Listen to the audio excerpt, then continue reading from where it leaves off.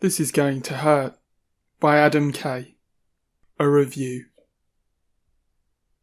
In 2015-16, junior doctors were entrenched in a war of words with the Health Secretary, Jeremy Hunt, leading to an unprecedented series of strikes.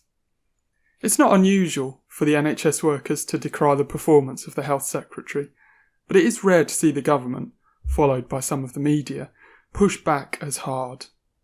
Step up Adam Kay.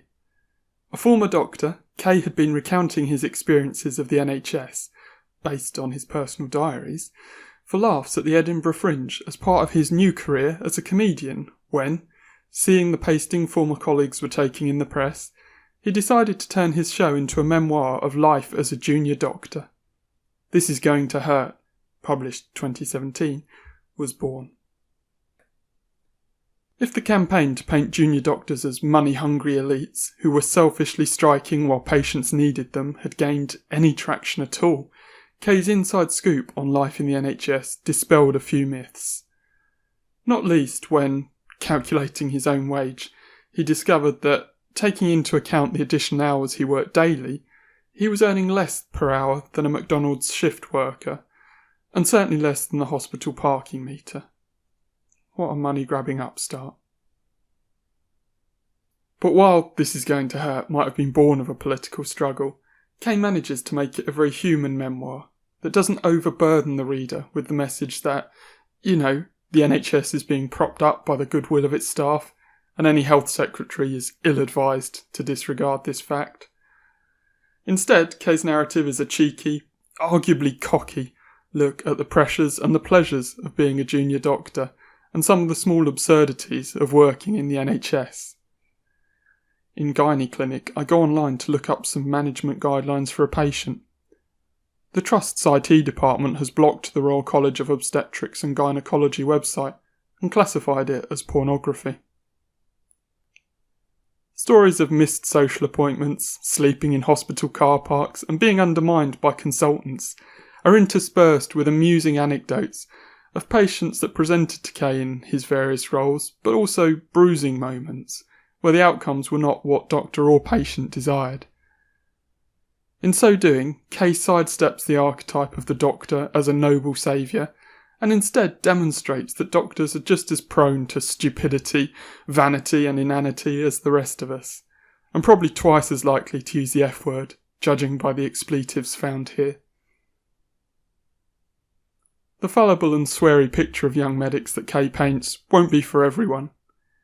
Each time a colleague or a patient, all anonymised of course, are the punchline to one of his jokes, you can feel the illusion of this young doctor being thought of as a nice young man by your nan, slowly dying. Some of this bravado is, doubtless, part of Kay's comedy shtick, so it's best not to take it too seriously. We all have our coping mechanisms, after all. Following Kay through his early years onto his chosen specialism of obstetrics and gynecology, brats and twats as it is, according to Kay, affectionately known, the anecdotes come thick and fast. One minute, Kay is attending a patient who has managed to unsheath his member by drunkenly sliding down an abrasive pole. The next, he's delivering a stillborn baby. He jumps rapidly from professional to personal, uplifting to devastating, and the book's roots as a one-man comedy show are evident. At times, it would be nice to linger on certain scenes, but the junior doctor has no time to dwell on a moment, so why should the reader? This is the hectic and eclectic representation of a career where there is rarely time to breathe out.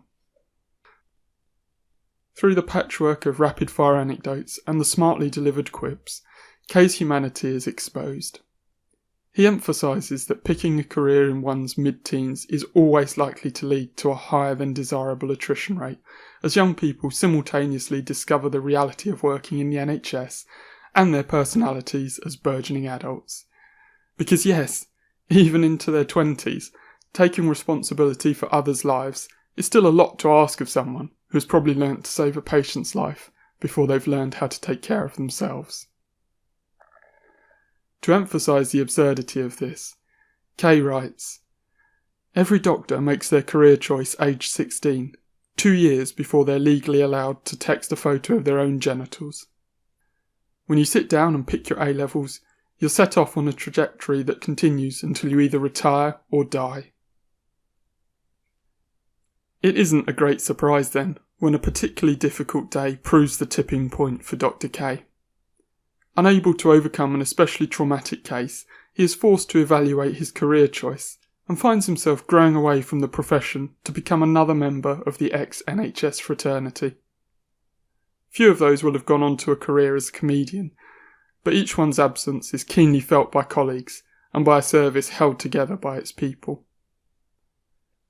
This Is Going to Hurt declares its intention for both reader and author from the title itself. It is an amusing book, but it is painful too. It tells of a life being crushed by the weight of serving in the NHS, of a service failing its staff and showing stress fractures all over the place, between staff that leave and those that remain, between public and private sector health services, doctors and politicians, life and death, and, most importantly, between people. Among those that serve, but also between those that love someone who gives everything they have to a service, and the impenetrable profession that asks so much. One of the most cutting observations comes when Kay witnesses a young house officer returning to work after attempting suicide. He writes, "The only surprise is that it doesn't happen more often. You're given huge responsibility, minimal supervision, and absolutely no pastoral support. You work yourself to exhaustion, pushing yourself beyond what could reasonably be expected of you, and end up constantly feeling like you don't know what you're doing." When he hit his own brick wall, Kay didn't receive or ask for any help either. There's a mutual code of silence that keeps help from those who need it most.